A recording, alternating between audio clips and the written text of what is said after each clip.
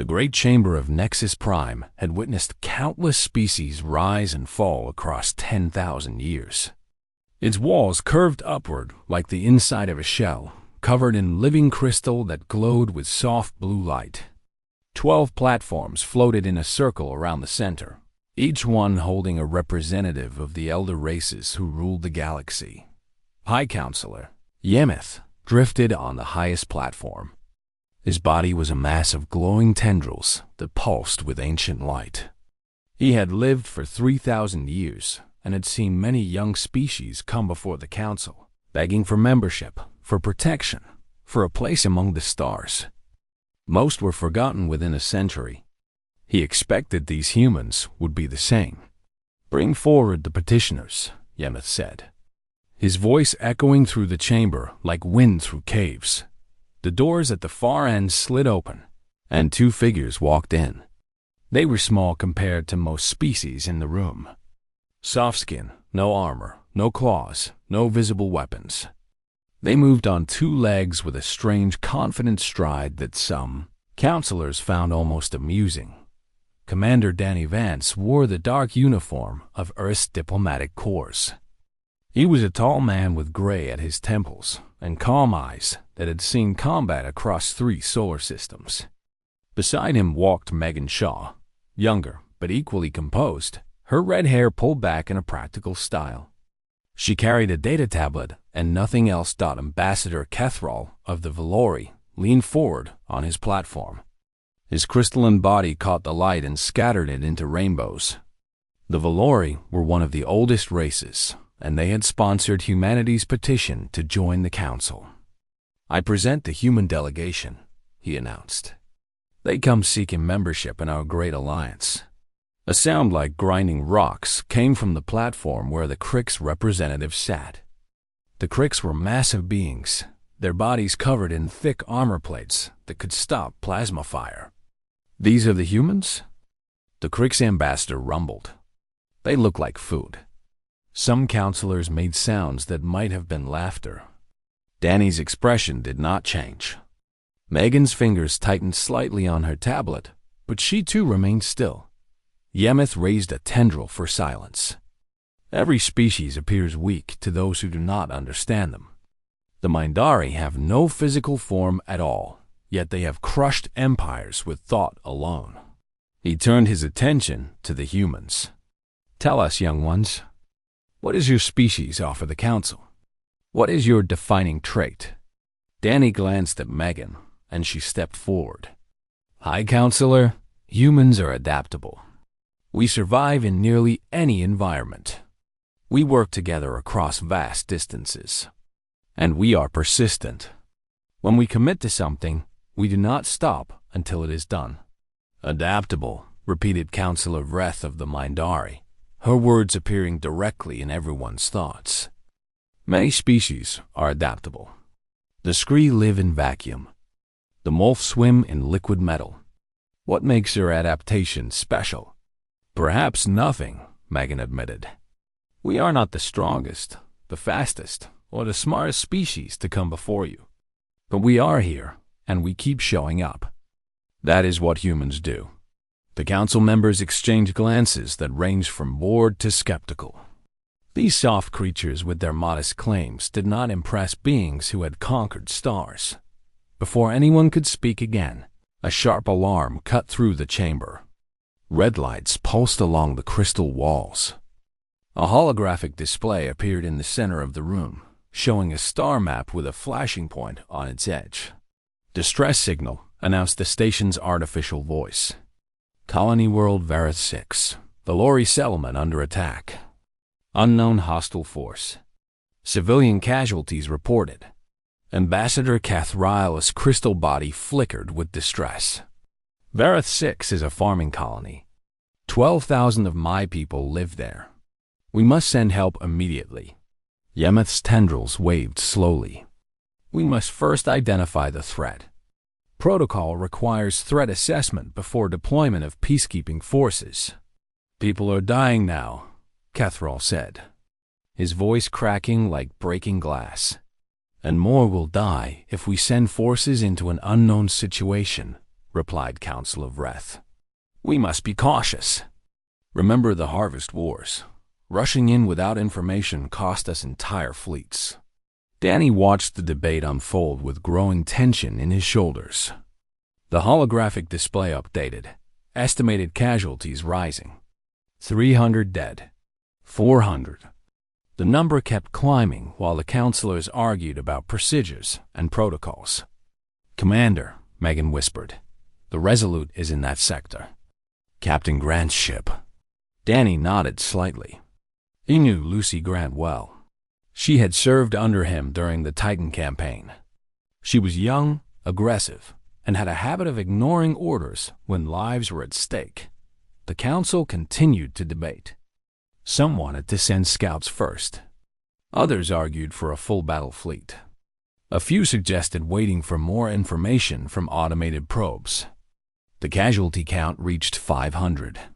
"This is wrong," Danny said quietly, not realizing he had spoken aloud until every eye in the chamber turned to him.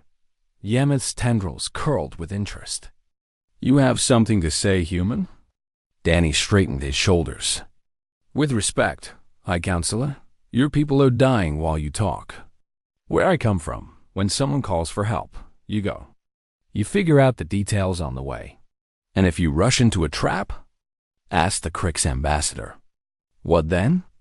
"Then you fight your way out," Danny replied. "Or you die trying.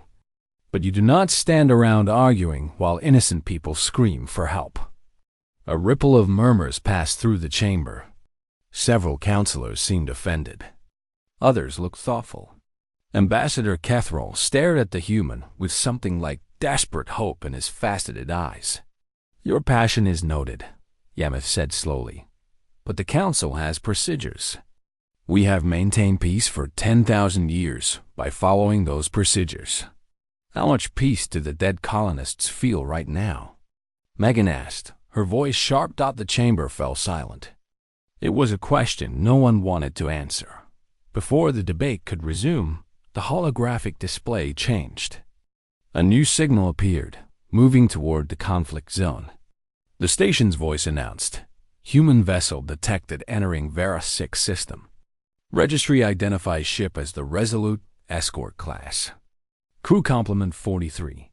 Danny closed his eyes for a moment. Lucy had heard the call. Of course she had. What is that ship doing? Council of Wrath demanded. The answer came in the form of a broadcast that played through the chamber. A woman's voice, steady and determined. "This is Captain Lucy Grant of the Resolute to any vessels in range. We are responding to the Vera 6 distress signal. We will engage hostile forces and provide cover for civilian evacuation. Any ships able to assist, please respond." The council watched in stunned silence as the tiny human ship, barely a speck on the strategic display, moved directly toward the cluster of hostile contacts. "Is she insane?" the Crick's ambassador asked. "That ship will be destroyed in minutes." Danny opened his eyes and looked at the display. "Maybe," he said quietly, "but she will save a lot of lives in those minutes. That is what humans do." Captain Lucy Grant stood on the bridge of the Resolute and watched death approach on her screens. 5 hostile ships surrounded 3 Valori transports, picking them apart like wolves tearing at wounded deer. The enemy vessels were black and angular, covered in spines that served no purpose except to terrify. "Scourge Collective," said Pete Holloway from the tactical station. His voice was flat, controlled, but his hands moved quickly across his console. "They are supposed to be extinct.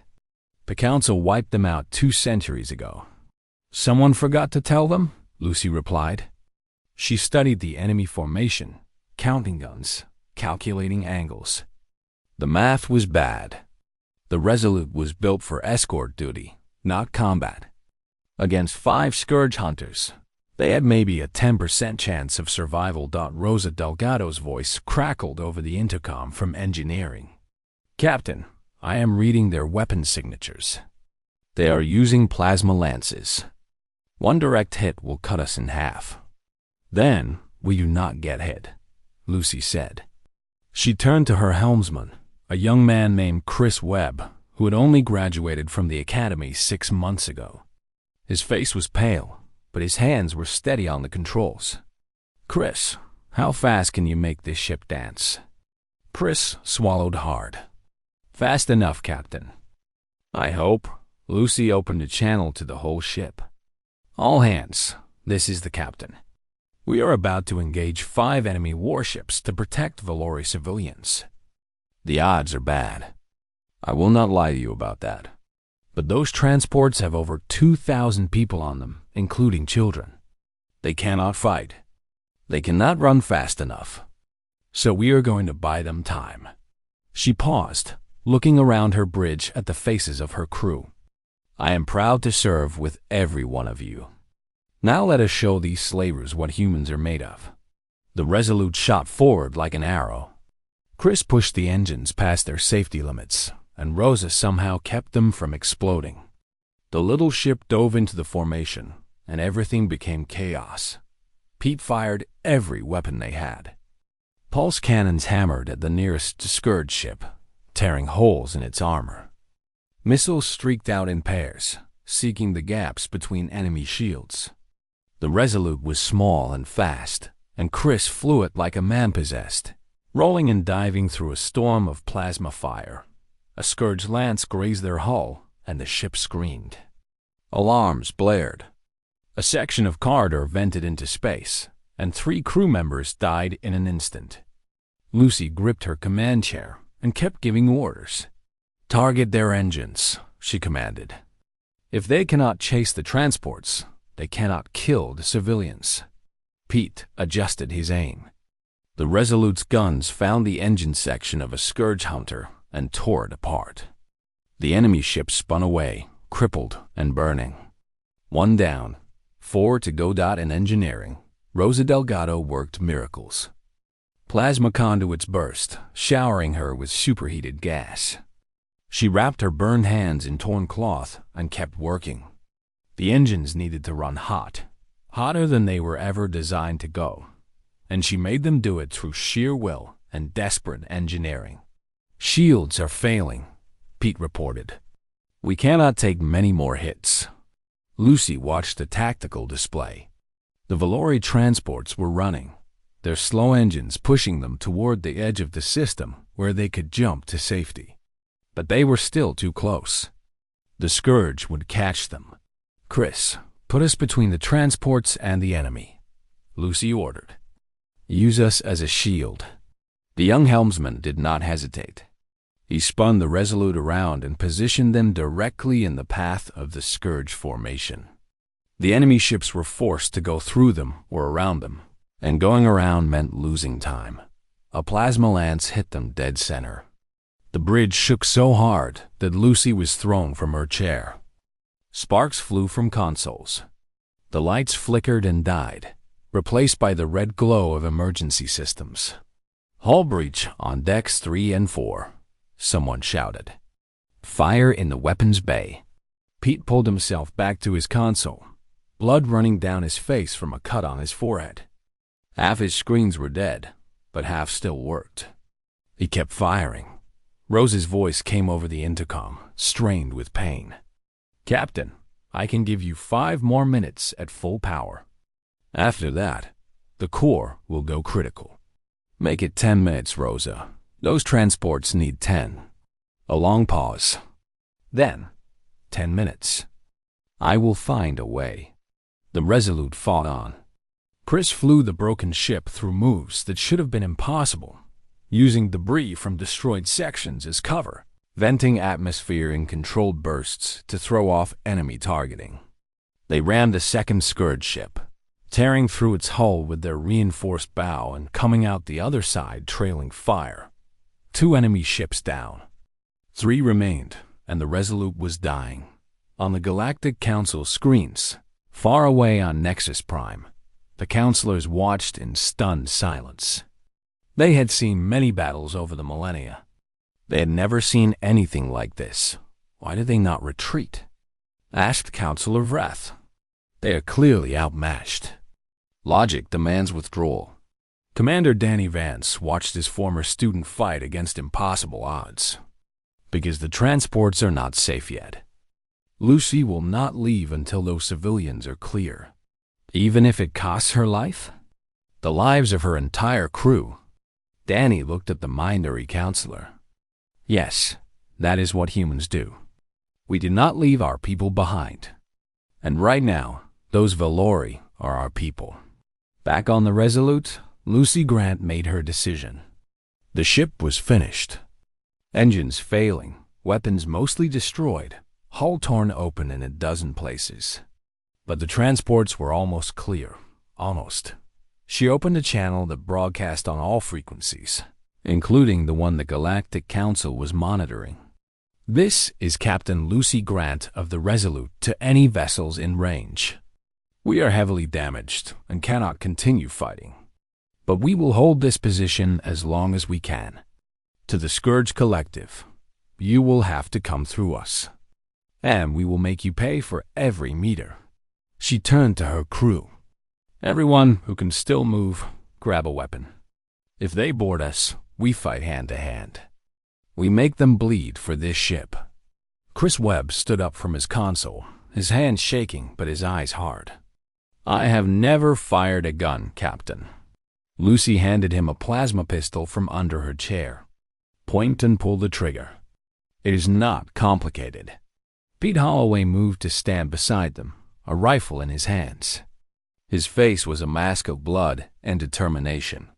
One by one, other crew members gathered on the bridge. Some were injured. Some could barely stand. But every one of them was ready to fight. In the distance, the Valori transports reached the jump point and vanished into safety. 2,000 civilians saved. Lucy allowed herself a small smile. We did it, she said. Whatever happens now, we did it. The remaining Scourge ships closed in, weapons charging for the kill. The Resolute hung in space, broken and burning, its crew standing ready to fight to the last breath. And then, on the edge of the system, new contacts appeared on the sensors. 1 ship, then 5, then 20 human ships. Coming fast. The message spread through human space like fire through dry grass. A distress call, followed by the recording of Captain Lucy Grant's final broadcast. The words echoed through mining stations and cargo bays, through military bases and civilian settlements, through ships that floated in the dark between worlds. We will hold this position as long as we can. On the asteroid mining platform Delta 7, Foreman Jake Burton heard the call. He was a big man with scarred hands and a face that had seen too many years in hard vacuum. He looked at his crew of 12, all of them dirty and tired from a double shift cutting ore from dead rocks. Anyone who wants to stay behind can stay, he said. I will not think less of you. But I am going. Every single one of them stood up. They had families, debts, lives waiting for them back home. None of that mattered now. Their mining vessel was never meant for combat. Its only weapons were industrial cutting lasers designed to slice through metal. But metal was metal, whether it was an asteroid or a ship hull. Jake figured they could make it work. Similar scenes played out across the sector. Captain Maria Santos of the freighter Blue Dawn dumped her cargo of medical supplies into space to make room for extra passengers if rescue was needed. Her crew did not question her. They helped throw the crates out the airlock and then pushed the engines to maximum. Dr. Henry Cole commanded the hospital ship Mercy. He was an old man, thin and gentle, with hands that had performed 10,000 surgeries. When he heard the call, he changed course without consulting his board of directors. There will be wounded, he told his staff. Prepare for mass casualties, all species. I do not care what the protocols say. We will treat anyone who needs help. A young pilot named Sam Torres flew a courier ship that was barely bigger than a bus. She was making a routine mail run when the message came through. Her ship had no weapons at all, just speed and good sensors. She turned around anyway. Maybe she could help spot enemies. Maybe she could carry wounded. Maybe she would just die uselessly in the crossfire. She did not care. Humans were in trouble, and she would not sit safe while others fought. On Nexus Prime, the Galactic Council watched their screens fill with human contacts. The vessels ranged from military destroyers to converted garbage haulers. They came from every direction, accelerating beyond safe limits, burning fuel they could not spare. "What are they doing?" asked the Crick's ambassador. "This is not an organized military response. These ships are not even armed properly." Commander Danny Vance stood at the edge of the council chamber, his eyes fixed on the display. "They are responding to the call." "What call?" "We did not authorize any mobilization." "Not your call," Danny said quietly. "Lucy's call. She said she needed help." "They're answering." Ambassador Kath Roll's crystal body glowed with confused light. "But these are civilians. Merchants and miners and medical personnel. Why would they risk their lives for strangers?" Megan Shaw stepped forward. "With respect, Ambassador, they are not strangers. The Valori are allies. That makes them family. And humans do not let family fight alone." High Counselor Yemeth's tendrils moved slowly as he processed what he was seeing. "Our records indicate that humans have only known the Valori for 7 years. How can you consider them family after such a short time?" 7 years or 7 minutes, Megan replied. "It does not matter. Once you are one of us, you are one of us forever." The human fleet grew larger with every passing hour. Mining ships, cargo haulers, passenger liners, research vessels, mail couriers, and military craft of every size. 100 ships. 120. The number kept climbing. Admiral Nate Briggs arrived aboard the destroyer Vigilance and took command of the growing fleet. He was a calm man in his 50s, with gray hair and sharp eyes that missed nothing. His second-in-command, Commander Jenna Moss, worked beside him coordinating the chaos into something resembling order. "Sir, half these ships have no weapons," Jenna reported. "A quarter of them have never seen combat. Some of them are held together with welding patches and prayer." Nate studied the fleet disposition on his screen. "What about the crews?" "Ready to fight, sir. Every single one of them. Then that is all we need." Nate opened a fleet-wide channel. "All vessels, this is Admiral Briggs. I know many of you are not military. I know your ships were not built for war. But you came anyway, and that tells me everything I need to know about your courage. We are going to form up into groups based on capability. Combat ships will take the lead.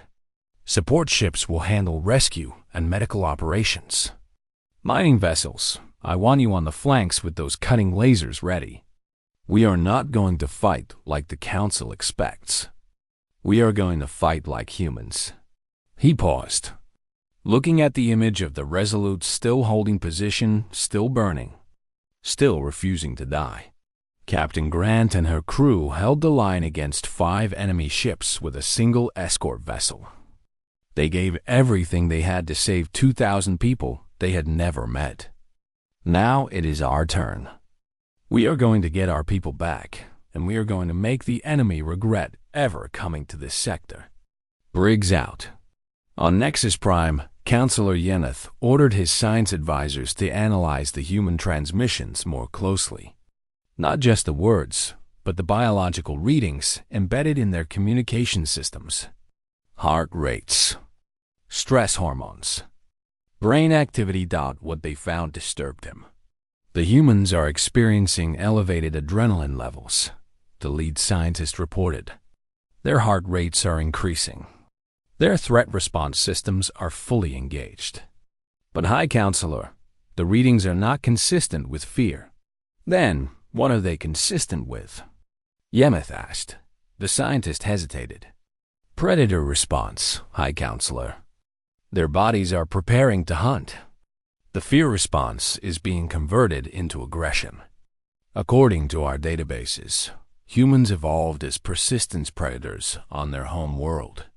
They would chase prey for days without rest until the target collapsed from exhaustion. Yemeth's tendrils curled inward.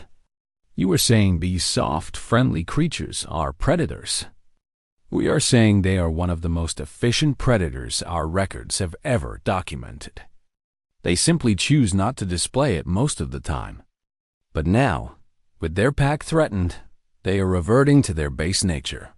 The council members exchanged uneasy glances.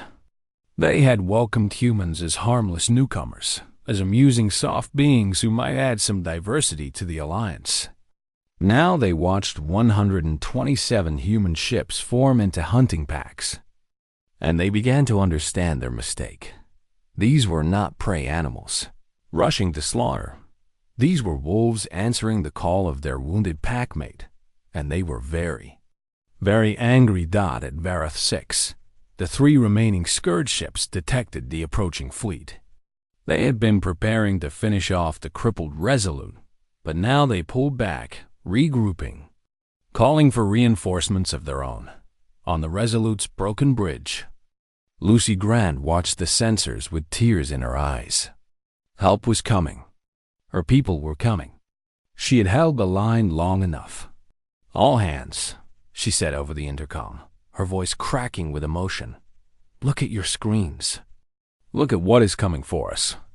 That is what it means to be human. That is our family out there. We are going home." The human fleet crossed into the system, and the hunt began. The Scourge Collective believed in one simple truth: the strong devour the weak. They had built their empire on this principle for centuries, harvesting species across the galaxy for labor and resources. When their scouts reported a small fleet of mixed vessels approaching Vareth 6, the Scourge commander felt only contempt. He called for reinforcements. 40 warships dropped out of hyperspace, their black hulls bristling with weapons. They formed into a perfect attack formation, precise and deadly, expecting the humans to flee or surrender at the display of overwhelming force. The humans did not flee. Admiral Nate Briggs looked at the enemy formation and smiled. It was not a friendly smile. They are lined up nice and neat, like they are posing for a picture. Commander Moss signaled the fleet. "Operation Wolfpack is a go." The human ships broke apart into dozens of smaller groups. They did not form battle lines like proper military forces. They scattered like predators circling wounded prey, probing for weaknesses, never staying still long enough to present a target.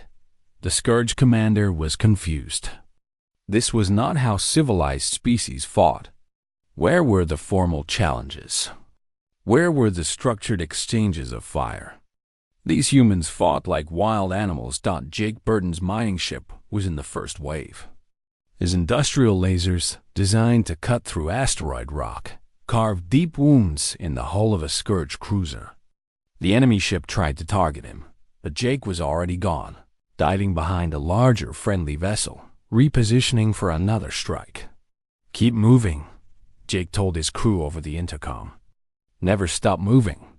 Make them chase us, then hit them when they get frustrated." Similar tactics played out across the battlefield. Human ships struck from unexpected angles, then vanished into the chaos before the Scourge could respond. The enemy's superior firepower meant nothing if they could not hit their targets. The Scourge tried to adapt. They broke their formation and scattered to chase the smaller human vessels. That was exactly what Nate wanted. "They split up," he announced to the fleet. "Now we hunt. All groups, pick your targets and do not let them regroup." Lieutenant Kyle Dunn flew a single-seat fighter that had seen better days. He had been assigned to escort duty on a cargo run when the call came through. Now he was diving through a storm of plasma fire, his fingers dancing across the controls, his mind calculating angles and trajectories faster than conscious thought. A Scourge frigate caught him with a glancing shot, his cockpit filled with smoke and warning lights. The fighter was dying, its engines sputtering, its weapons offline. Kyle had maybe 30 seconds before the whole ship came apart. He could eject. The escape pod would carry him to safety. Protocol demanded that he abandon the dying craft. Kyle looked at his screens. A Scourge command ship hung nearby, its hangars open to receive fighter reinforcements. If he ejected now, that ship would continue killing his people. Not today, Kyle muttered.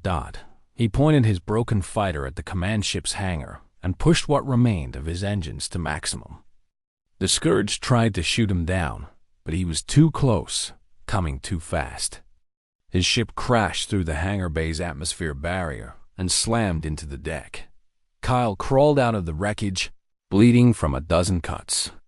The hangar was full of Scourge warriors, tall insect-like creatures with bladed arms and compound eyes that radiated malice. They moved toward him, confident in their numbers.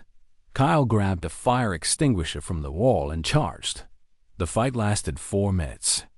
Kyle used the extinguisher as a club until it broke, then picked up a piece of hull plating with a sharp edge. He had no training in hand-to-hand combat against alien species. He had only rage and the absolute refusal to die. When human Marines finally breached the ship 10 minutes later, they found Kyle sitting against a wall, surrounded by 6 dead Scourge warriors. He was laughing weakly, his clothes soaked in alien blood. "What happened here?" the Marine sergeant asked. Kyle looked up with eyes that had seen something beyond fear. "They made me angry," he said simply. On another part of the battlefield, Sergeant Carla Vega led a boarding party onto a captured Valori transport. The Scourge had been collecting prisoners, planning to take them back to their empire as slaves. Carla had volunteered for the rescue mission without hesitation. Her team of 12 fought through 200 meters of corridor against superior numbers. The Scourge were bigger, stronger, and better armed. None of that mattered. Carla's team moved like a single organism, covering each other, advancing through fields of fire that should have stopped them cold. Private Danny Webb took a blade through his shoulder. He pulled it out, switched his rifle to his other hand, and kept shooting. Corporal Lisa Park lost 2 fingers to a plasma burst. She wrapped the wound in tape and continued the mission. Carla herself caught a round in her leg and refused to stop. She crawled the last 50 meters, dragging herself toward the prisoner hold with her rifle in her hands. When they breached the final door, they found 80 Valori civilians huddled in the darkness. Children cried in their parents' arms.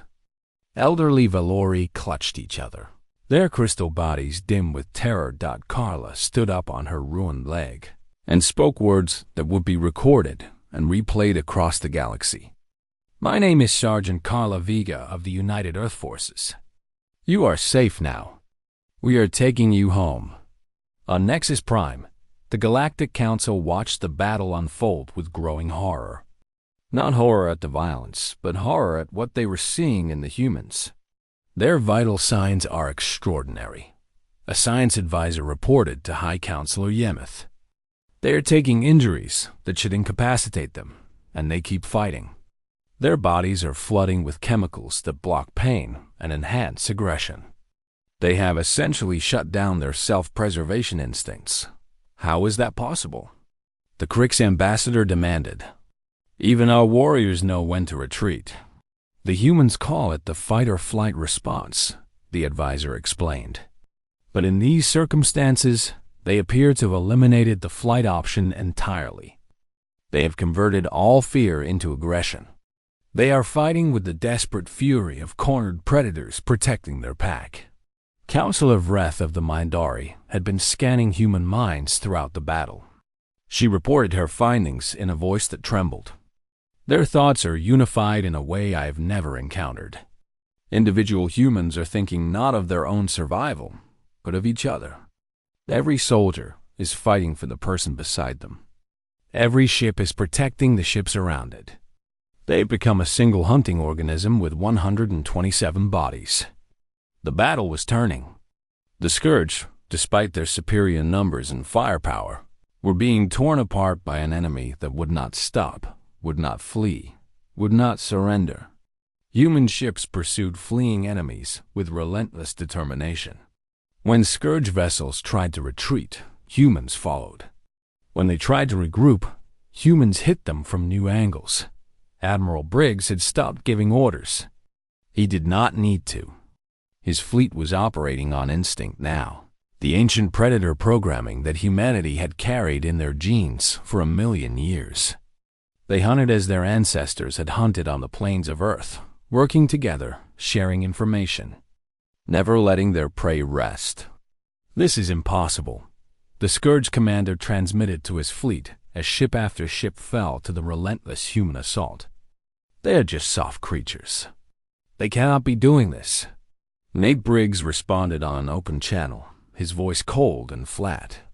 You came here to take slaves. You attacked defenseless civilians. You hurt our friends. Now you learn what happens when you threaten a human's pack. We do not stop. We do not forgive. And we never, ever let our people fight alone. By the time the battle ended, only 7 Scourge ships remained. They fled into hyperspace, their commander dead, their fleet shattered. Behind them, they left 33 burning wrecks and a lesson that the galaxy would never forget. Humans were not prey. They were the most dangerous predators the universe had ever seen. They had simply chosen, most of the time, to be kind. The silence after battle is a strange thing. Where moments before there was fire and death and screaming, suddenly there is nothing but the cold quiet of space and the gentle hum of damaged ships trying to stay alive. Dr. Henry Cole's hospital ship Mercy moved through the debris field, its medical shuttles darting between wrecks like careful insects. They did not ask which species needed help first. They took everyone, human and Valorian, even, in a few cases, wounded Scourge who had been abandoned by their fleeing comrades. Treat them all the same, Dr. Cole told his staff. Pain does not care about politics or species. Neither do we. The Resolute was towed to safety by 3 civilian freighters working together. Lucy Grant refused to leave her bridge until every member of her crew was accounted for. Of the 43 people who had followed her into battle, 11 had died. Rosa Delgado was in critical condition, her burns severe enough that the doctors were not sure she would survive. Pete Holloway sat in a corner with bandages wrapped around his head, refusing treatment until his captain was safe. You did good, Pete, Lucy told him as medics finally convinced her to step away from command. We all did, Captain. His voice was tired but proud. We held the line. The human fleet gathered in a loose formation around Varath 6, licking their wounds, counting their losses. 11 ships had been destroyed. 437 humans had died. Many more were wounded, some critically, but they had won. The Scourge Collective had been broken. The Valori colonists were safe. And something had changed in the galaxy that day. Admiral Nate Briggs was summoned to Nexus Prime to address the Galactic Council. He arrived still wearing his battle-stained uniform, refusing to change into something cleaner. If the Council wanted to understand humans, they should see what humans look like after a fight. The Great Chamber was packed. Every counselor was present, along with observers from dozens of species who had heard rumors of what happened at Varath 6 and wanted to see the humans for themselves. High Counselor? Yamath's tendrils waved slowly as Nate took his position in the center of the room. Admiral Briggs, the Council has watched your battle with great interest. We have studied your tactics, analyzed your communications, and examined the biological data from your crews. And what did you learn? Nate asked. Yamath was quiet for a long moment. We learned that we were wrong about your species. When humans first came to us, we saw soft bodies and short lifespans and friendly smiles. We thought you were harmless, unremarkable, forgettable. Many species make that mistake, Nate said. Usually only once, indeed. Yamath's tendrils curled in what might have been embarrassment. We have watched you fight with a fury that rivals the most aggressive species in our records. Your soldiers took wounds that should have killed them and continued fighting. Your civilians flew unarmed ships into a war zone because someone asked for help. We analyzed your brain chemistry and found that you can convert fear directly into aggression, eliminating your self-preservation instincts entirely when your pack is threatened. The Krix ambassador leaned forward. You are predators, among the most dangerous we have ever documented. Yet you presented yourselves as peaceful. Why did you hide your nature? Nate shook his head. We did not hide anything. We are peaceful. We build things. We explore. We make friends. We laugh and love and raise families. That is who we are most of the time. But when threatened, Council of Wrath asked. When threatened, we become something else. Nate's voice hardened. Every human carries the instincts of our ancestors inside them. For thousands of years, we were hunters. We chased prey across endless plains until they collapsed from exhaustion. We learned to work together, to protect our tribe, to fight against predators 10 times our size.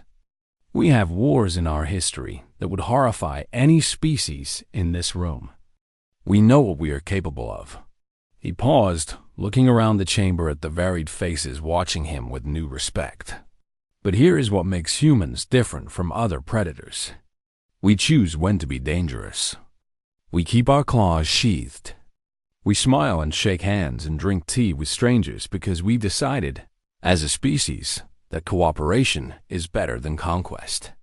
The aggression is always there, buried deep, waiting. But we control it. We only let it out when someone forces us to. And the Scourge forced you, Ambassador Kethril said softly. They attacked our friends. They threatened children. They enslaved innocent people. Nate's eyes were cold. Yes, they forced us. And now they are broken, and every slaver empire in the galaxy knows what happens when you threaten what humans love. High Counselor Yemeth studied the human admiral for a long moment. Then he asked the question that had been burning in every counselor's mind since the battle ended. If we grant humanity membership in the Galactic Council, will we be your friends? Or will we someday face the same hunters you showed the Scourge? Nate let the question hang in the air. Then, slowly, he smiled. It was a warm smile, genuine and kind, with no trace of the predator he had shown in battle. High Counselor, I am going to give you a simple choice. You can be our friends, and we will protect you with everything we have. We will bleed for you. We will die for you. We will cross the galaxy to answer your call for help, just like we did for the Valori. Once you are part of our pack, you are family forever. And if we choose to be your enemies, the smile faded. Then you will face the most dangerous hunters in the universe. And we will never stop coming. We do not tire. We do not forget. We do not give up. Ask the Scourge how that works out. The Council voted unanimously to admit humanity. It was not even close. In the weeks that followed, the story of Varus 6 spread across the galaxy. Species who had never heard of humans suddenly knew everything about them. The peaceful traders who became nightmares when their friends were threatened. The soft creatures who could take more damage than armored warriors and keep fighting.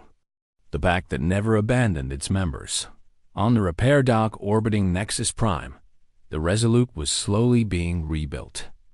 Valori engineers worked alongside humans, their crystal bodies glowing with gratitude as they helped restore the ship that had saved their people. Megan Shaw stood on an observation deck, watching the repairs. Ambassador Kethril joined her, his faceted eyes reflecting the stars. When we first met your kind, he said, I thought you were the least threatening species I had ever encountered. Megan smiled. And now? Now I understand why your history is full of stories about monsters hiding as ordinary people. Werewolves and vampires and demons wearing human faces. His crystal body hummed with something like awe. You are a species of predators who chose to wear the mask of peace. And somehow, you convinced yourselves the mask was real. The mask is real, Megan said. The peace is real. The kindness is real. We mean it, all of it. We genuinely want to be friends with everyone we meet. But underneath, we remember what we are. And we pray we never have to show it again. She looked at the stars, thinking about the humans who had died to save strangers. We are not proud of our predator nature, Ambassador. We wish we did not have it. But since we do, we try to use it only to protect people who cannot protect themselves. Catherall was silent for a long time. Then he said something that would become famous across the galaxy. I think I finally understand humans. You are not wolves pretending to be sheep. You are wolves who genuinely want to be shepherds. You protect the flock because you love them, even though some part of you will always hear the call of the hunt. Megan nodded slowly. That is probably the most accurate thing anyone has ever said about us. Across the galaxy, the word spread. Humans were dangerous. Humans were kind. And if you ever found yourself in trouble, if you ever called out for help against impossible odds, humans would come, because that was what they did. That was what they would always do. And the universe was a safer place because of it.